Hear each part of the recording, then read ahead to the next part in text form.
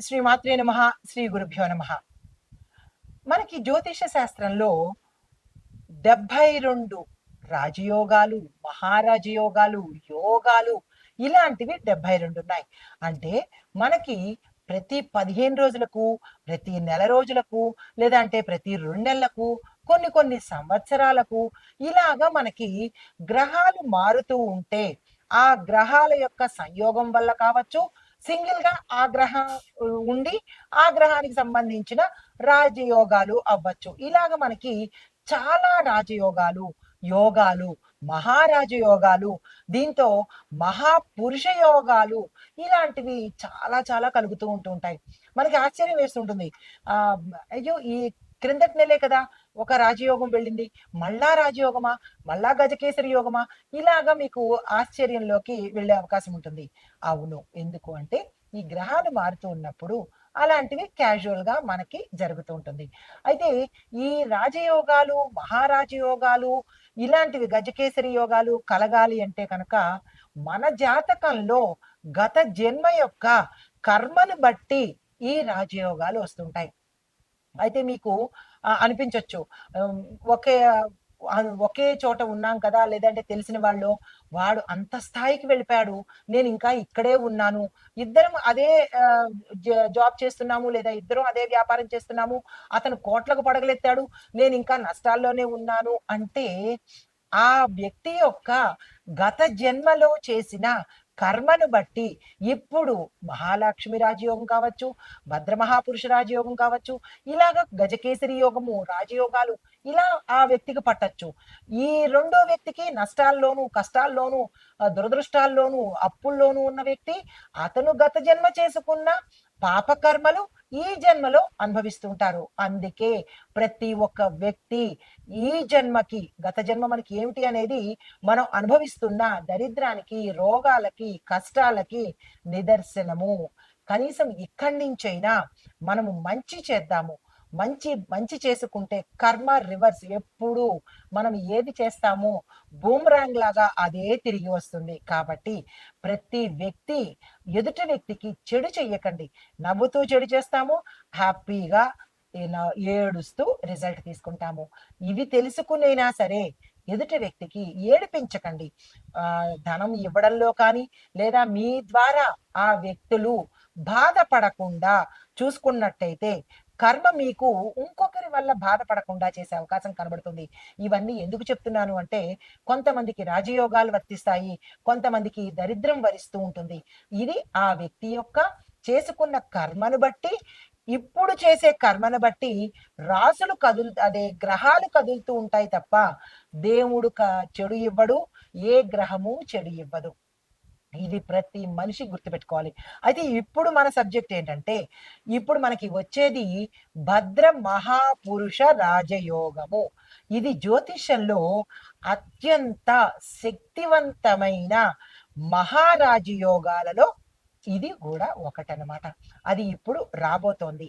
అయితే ఇది పంచమహా పురుష యోగాలలో ప్రథమమైనది. 5 ఉంటాయి. ఆ 5 ప్రప్రథమైనది భద్ర మహాపురుష రాజయోగము. ఇలాంటి యోగాలు కలగాలంటే గత జన్మలో చేసుకున్న మంచి ఫలితాల వల్ల మనం ఇప్పుడు అనుభవించబోతున్నాము. అయితే ఈ భద్ర మహాపురుష రాజయోగము అసలు అంటే ఏమిటి? ఎవరి ఇప్పుడు అత్యంత ధనవంతుడుగా పుడతాడనమాట. అందుకే అంటుంటారు చాలామంది గోల్డ్ స్పూన్‌తో పుట్టాడు అని. ఊరికనే గోల్డ్ స్పూన్‌తో ఎవరు పుట్టరు.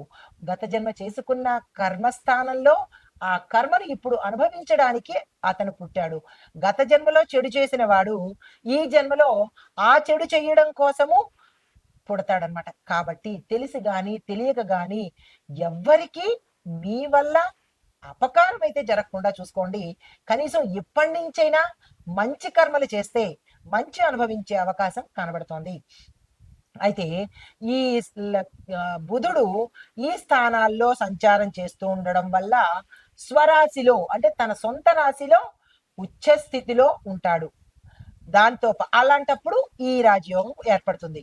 అయితే మరొకటి ఏంటంటే ఈ యోగం ఉన్న జనులు అంటే ఎవరికైతే మనుషులకి ఈ యోగం ఉంటుందో వాళ్ళు డాక్టర్స్ గాను, మేధావులు గాను, అంటే స్కాలర్స్ అన్నమాట. స్కాలర్స్ గాను, రాజకీయ నేతలు గాను, రైటర్స్ గాను ఉండబోతుంటారు. అంటే బుధుడి యొక్క మంచి స్థితిలో వీళ్ళు ఉండబోతున్నారు. అయితే వ్యాపారంలో కూడా ఇందాక నేను చెప్పినట్టు వాళ్ళు విపరీతమైన లాభాలు గడిస్తున్నారు అంటే ఇది కారణాలు వెనకాల. తరువాత మూడవ అంశం ఏంటంటే ధనములోను, విద్యలోను, బుద్ధిలోను, రాజకీయ నైపుణ్యంలోను మరియు కమ్యూనికేషన్‌లో నైపుణ్యము ఈ బుధుడు ఈ మహారాజ యోగంలో ఇవ్వబోతున్నాడు. అయితే ఇవి ఏ రాశులకి ఏర్పడతాయి అనే విషయాన్ని చూసినట్టయితే బుధుడు తన స్వంత రాశి అనగా మిథునము, అది స్వరాశి అన్నమాట అతనిది. తర్వాత కన్య, ఈ 2 అతని సొంత ఇళ్ళు, సొంత రాశులు అనమాట. ఆ రాశుల్లో ఉండే వాళ్ళకి ఈ యోగాలు పడేటట్టుగా గోచరిస్తోంది. అయితే బుధుడు కన్య రాశిలో ఉచ్చ స్థితిలో ఉన్నాడు.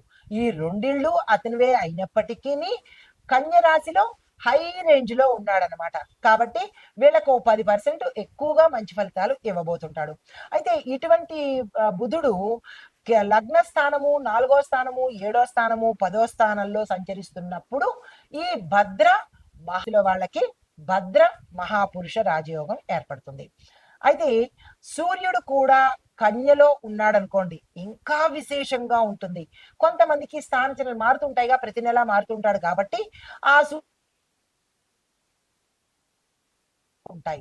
అయితే సెప్టెంబర్ 17 నుంచి, అంటే గుర్తుపెట్టుకోండి, ఎప్పుడు సెప్టెంబర్ 17 నుంచి అక్టోబర్ 17, 2025 వరకు ఈ భద్ర మహాపురుష రాజయోగం ఏర్పడుతూ ఉంటుంది. అంటే అంతవరకు ఈ రాశులకి ఇలాంటి రాజయోగం ఏర్పడుతోంది.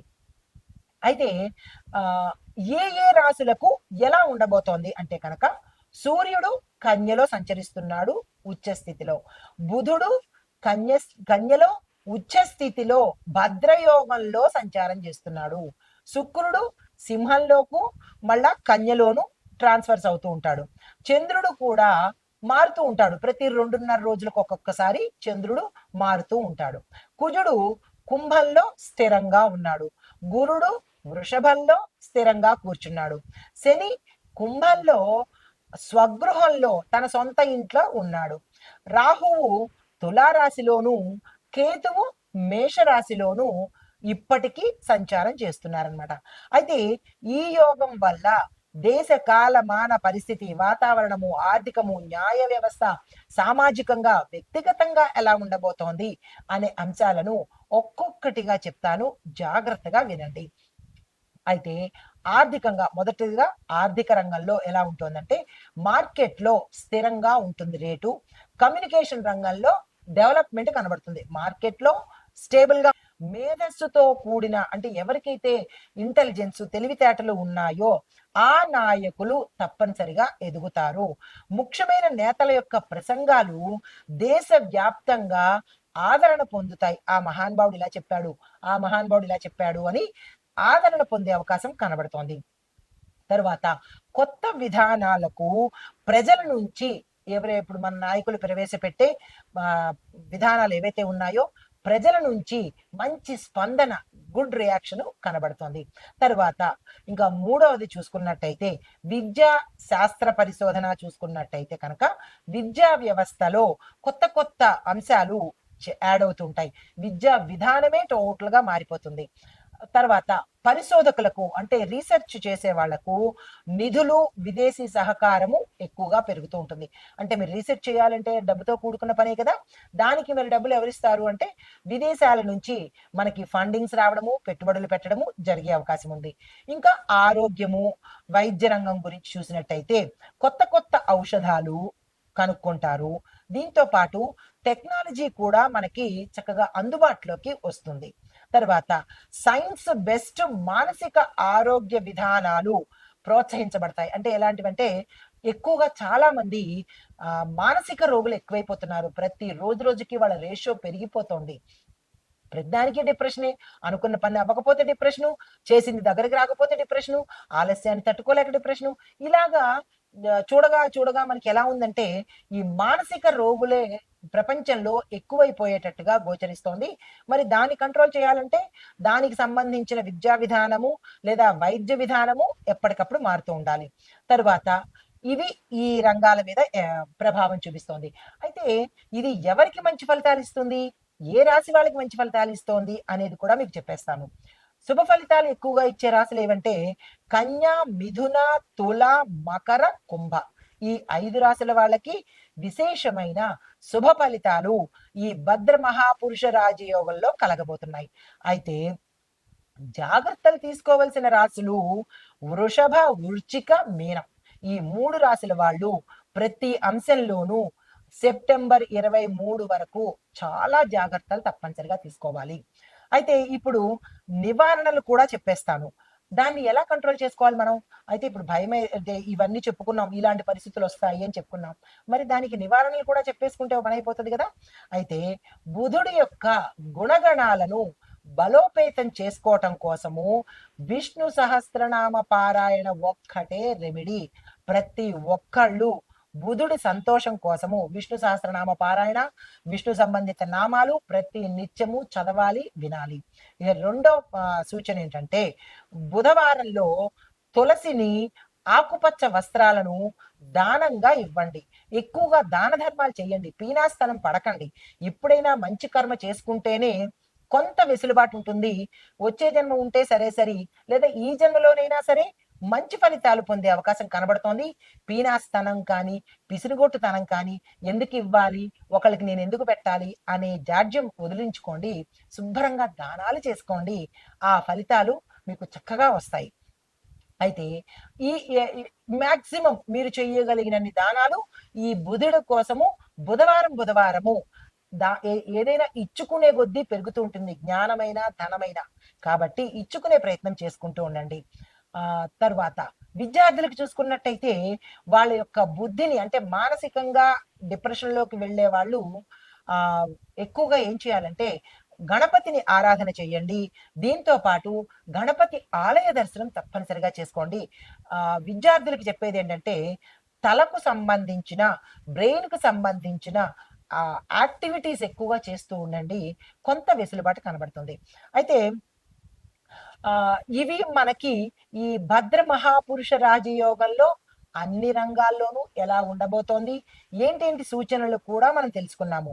అయితే ఇప్పుడు మేషాది ద్వాదశ రాశుల వారికి ఎలా ఉండబోతోంది అనే అంశంలో తదుపరి రాశి కర్కాటక రాశి. ఈ కర్కాటక రాశిలో బుధుడు 3వ స్థానంలో సంచారం చేస్తున్నాడు.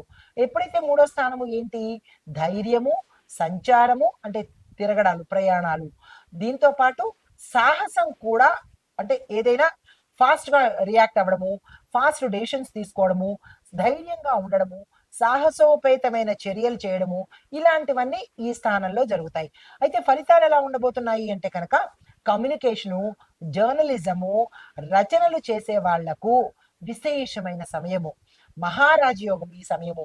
ఎవరైనా ఉంటే కనుక ఆ ప్రయత్నాలు, ఎదుగుదలకు ప్రయత్నాలు తప్పనిసరిగా చేసుకోండి. తరువాత మీ యొక్క అన్నదమ్ముల మధ్య, అక్క చెల్లెల మధ్య సత్సంబంధాలు ఏర్పడతాయి. Good relations. ఇదివరకు ఎవరైనా మాట్లాడుకోకపోవడాలు, దూరం అవ్వడాలు జరిగినట్టయితే కనుక ఈ సమయంలో మళ్ళా అందరూ కలిసే యోగము కనబడుతోంది. తర్వాత చిన్ని ప్రయాణాలు చేస్తారు.